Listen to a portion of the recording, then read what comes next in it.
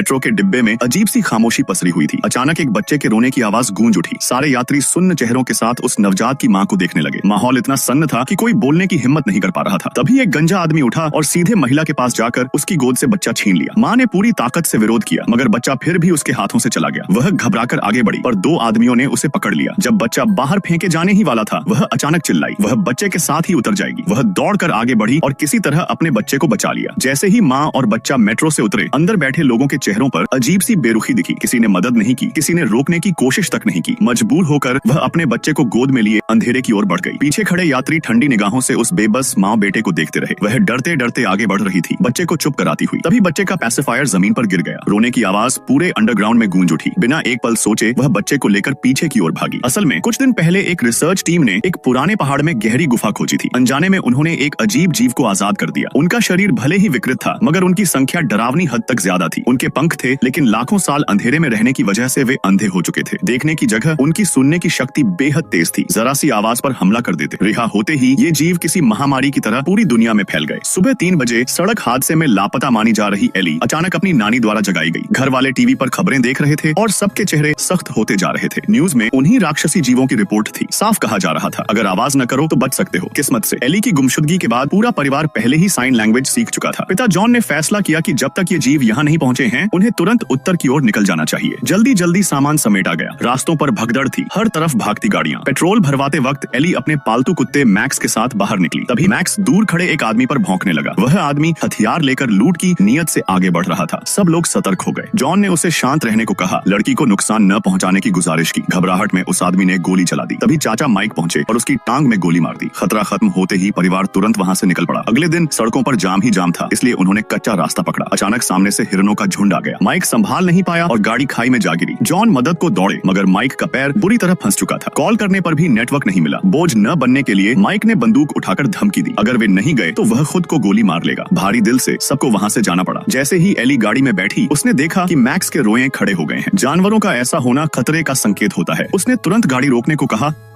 और दरवाजे बंद करने के लिए चिल्लाई। अगले ही पल चारों तरफ उड़ते हुए राक्षस दिखाई देने लगे। मैक्स के भौंकने से और भी जीव जमा हो गए। वे शीशों पर जोर जोर से टकराने लगे। कुछ ही सेकंड में उन पंखों वाले दानवों से घिर चुकी थी। डायनासोर और चमगादड़ का खौफनाक मेल। उसी वक्त दूर से गोलियों की आवाज आई। माइक अपनी जान की परवाह किए बिना उन्हें अपनी ओर खींच रहा था ताकि परिवार बच सके। गोलियां खत्म होते ही वह उन जीवों का शिकार बन गया। खतरा टलता दिखा, लेकिन मैक्स अब भी बेकाबू था। जॉन को डर था कि आवाज फिर सबको बुला लेगी। मजबूरी में उसने कुत्ते को गाड़ी से बाहर धक्का दे दिया। एली टूट गई। नानी को पकड़ कर रो पड़ी, मगर जॉन के पास कोई और रास्ता नहीं था। थोड़ी देर बाद सब शांत हो गया। गाड़ी के अंदर सब बिना आवाज किए बैठे रहे।